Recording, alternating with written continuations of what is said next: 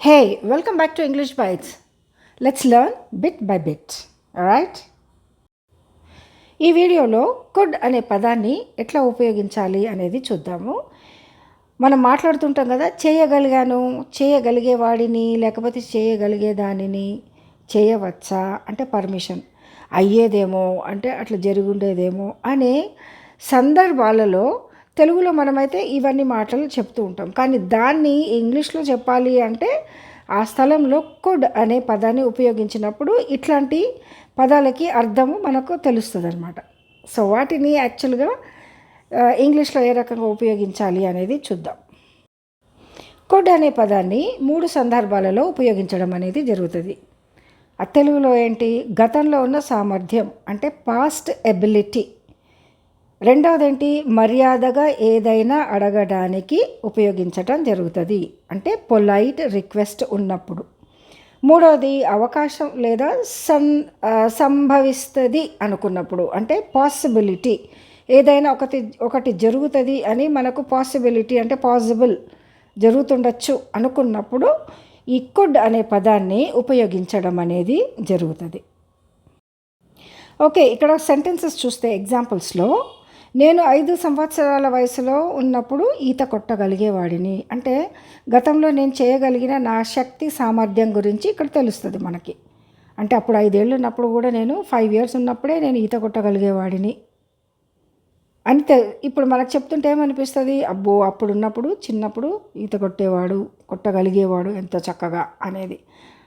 So దాన్ని ఇంగ్లీష్లో I could swim when I was 5. Could అంటే కొట్టగలిగేవాడిని అంటే గతం యొక్క సామర్థ్యాన్ని చెప్పేటప్పుడు ఇంగ్లీష్లోనేమో కుడ్ అని ఉపయోగించడం జరుగుతుంది. I could swim when I was 5. Second ఎగ్జాంపుల్లో కూడా అంతే, దయచేసి నాకు సహాయం చేస్తారా. దయచేసి అన్నప్పుడు మనకేమర్థం అవ్వాలా, పొలైట్ రిక్వెస్ట్ అంటే మర్యాదపూర్వకంగా మాట్లాడటం, అడగటం, చెప్పటం. ఓకే, సో దాన్ని ఇంగ్లీష్లో could you help me please. Could you help me please అంటే దయచేసి నాకు సహాయం చేస్తారా అని ఎంతో మర్యాదగా అడిగినప్పుడు దాంట్లో సహాయం చేస్తారా అని హెల్ప్ అడిగేటప్పుడు మనం కుడ్ అని ఉపయోగించాలి. కెన్ యూ ప్లీజ్ అని అడగకూడదు. Could you help me please, దయచేసి మీరు నాకు సహాయం చేస్తారా. ఓకే, నెక్స్ట్ ఎగ్జాంపుల్ ఏంటంటే, ఆమె ఈరోజే పని పూర్తి చేయొచ్చు అంటే ఏంటి, ఈరోజు చేసేయగలదు ఎందుకంటే పాసిబిలిటీ ఉంది, ఆల్మోస్ట్ పని అంతా అయిపోవచ్చింది అంటే ఇంకా చేసేయచ్చు అని అర్థం. ఓకే, వచ్చు అని వచ్చింది కదా, అట్లాంటప్పుడు కుడ్ అనేది ఉపయోగించాలి. She could finish the work today. ఈరోజే ఆమె ఆ పని పూర్తి చేయటానికి 99% అవకాశం ఉంది అని అర్థం. ఓకే, నెక్స్ట్ ఏంటి, ఈ సాయంత్రము మనం పార్క్కి వెళ్ళొచ్చు అంటే ఆల్రెడీ ప్లాన్ వేసుకున్నాం కాబట్టి ఇంకా టైం కూడా ఉంది, సమయం కూడా ఉంది, ఏ పని లేదు కాబట్టి వెళ్ళడానికి 99% ఛాన్స్ ఉంది, పాసిబిలిటీ ఉంది. అట్లాంటప్పుడు వెళ్ళొచ్చు అన్నప్పుడు కుడ్ అని ఉపయోగించాలి. We could go to the park this evening. We could go to the park this evening. Okay, ఇప్పుడు వుడ్ గురించి నేర్చుకుందాం. Would, WOULD, would. ఓకే, దానికి తెలుగులో మీనింగ్ ఎట్లా వస్తుందంటే చేస్తాను, చేసేవాడిని, చేస్తారా, చేస్తే బాగుంటుంది అంటే ఏంటి, ఏదైనా ఒక పనిని మనము చెయ్యాలి అనుకున్నప్పుడు, చేస్తాను అని చెప్పేటప్పుడు, చేస్తే బాగుంటుంది కదా అని అనేటప్పుడు ఉపయోగించడం జరుగుతుంది. అంటే ఏంటి, మర్యాదగా మాట్లాడడానికి, లేకుంటే మన ఇష్టము లేదా కోరికను కూడా చెప్పేటప్పుడు, లేకపోతే ఏదైనా గతంలోని సంగతి గుర్తు చేసుకొని ఇప్పుడు చెప్పేటప్పుడు ఈ వుడ్ అనే పదాన్ని ఉపయోగించడం జరుగుతుంది. మనం ఎగ్జాంపుల్స్ చూస్తే మీకు క్లియర్గా అర్థమవుతుంది. ఓకే, ఈ వుడ్ అనేది ఎప్పుడు ఉపయోగిస్తామంటే మర్యాదగా మాట్లాడడానికి అంటే పొలైట్ లాంగ్వేజ్ ఉపయోగించాలి. రెండవది ఇష్టం లేదా కోరిక చెప్పటానికి అంటే ప్రిఫరెన్స్, నాకు ఇది కావాలి అది కావాలి అని చెప్తారు కదా, అది ప్రిఫరెన్స్, ఇష్టం చెప్పటం. మూడవది ఊహాత్మక పరిస్థితులు అంటే ఏదైనా ఇమాజినేషన్ చేసుకునేటప్పుడు అట్లా ఉంటే బాగుండేది, ఇట్లా ఉంటే బాగుండేది అని. ఇంకోటి గతంలో అలవాటుగా జరిగే పనులు, పాస్ట్ హ్యాబిట్స్ ఏవైతే ఉన్నాయో వాటి గురించి చెప్పటం అంటే గతంలో ఏది జరిగినా వాటిని గురించి ఇప్పుడు డిస్కస్ చేసేటప్పుడు కూడా వుడ్ అనే పదాన్ని ఉపయోగించడం. ఈ 4 సందర్భాలలో వుడ్, WOULD, ఎల్ అనేది సైలెంట్, ఓకే, WOULD, వుడ్ అనే పదాన్ని ఉపయోగించడం జరుగుతుంది. ఎగ్జాంపుల్స్లో ఇంకా బాగా అర్థమవుతుంది మీకు. చూద్దాం. ఓకే, ఎగ్జాంపుల్స్తో అర్థం చేసుకుందాము. మీకు కొంచెం టీ కావాలా, లేకపోతే మీరు టీ త్రాగుతారా అని పొలైట్గా అంటే మర్యాదపూర్వకంగా ఎవరైనా ఇంటికి వస్తే అడుగుతూ ఉంటాం కదా. సో ఇట్లాంటి మర్యాదపూర్వకంగా అడిగేటప్పుడు ఇంగ్లీష్లో ఉపయోగించే పదం వుడ్. ఓకే, సో ఇంగ్లీష్లో ఏ రకంగా అడుగుతాము? Would you like some tea? మీరు కొంచెం టీ తీసుకుంటారా, లేకపోతే మీకు కొంచెం టీ కావాలా. Okay, would you like some tea.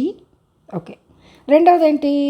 నాకు కాశ్మీర్కి వెళ్ళాలని చాలా ఇష్టం. అంటే ఇక్కడ ఏంటి? ప్రిఫరెన్స్, మన కోరిక, మన చాయిస్ చెప్పటం. చాయిస్, నాకు ఇది ఇష్టం అని చెప్పటం. అట్లాంటి సందర్భాల్లో వుడ్ని ఉపయోగించడం జరుగుతుంది ఇంగ్లీష్లో.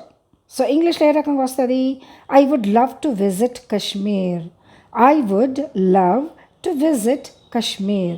నాకు కాశ్మీర్కి వెళ్ళాలని చాలా ఇష్టం. అంటే నా ప్రిఫరెన్స్, నా చాయిస్ ఏంటి? నేను కాశ్మీర్కి వెళ్తా. చాయిసెస్ వచ్చినప్పుడు, ప్రిఫరెన్సెస్ వచ్చినప్పుడు తెలుగులో దాన్ని ఇంగ్లీష్లో వుడ్తో మనం యూజ్ చేయడం అనేది జరుగుతుంది. Okay, right. Okay, third example చూస్తే, if I were rich I would buy a big house. అంటే ఇక్కడ ఏంటి? నేను ధనవంతుడనైతే పెద్ద ఇల్లు కొనుక్కునే వాడిని.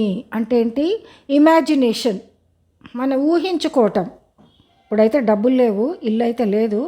ఒకవేళ ఉంటే నా దగ్గర ధనము, డబ్బులు ఎక్కువ ఉంటే నేను పెద్ద ఇల్లు కొనుక్కునేవాడిని. అది ఊహించుకోవటం. ఓకే, సో ఎప్పుడైతే ఊహించుకోవడాన్ని చెప్తామో దాన్ని ఇంగ్లీష్లో if I were rich I would buy a big house.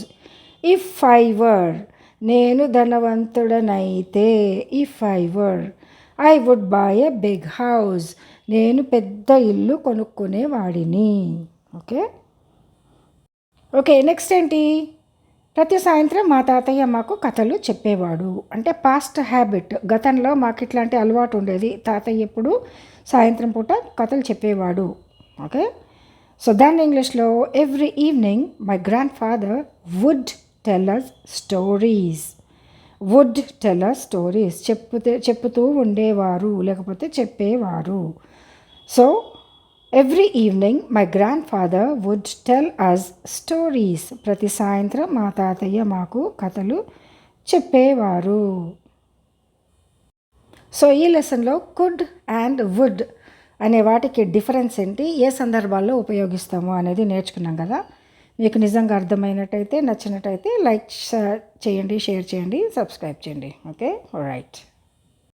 Next వీడియోలో కుడ్ హ్యావ్ అండ్ వుడ్ హ్యావ్ని ఎట్లా ఉపయోగించాలో నేర్చుకుందాం. రైట్.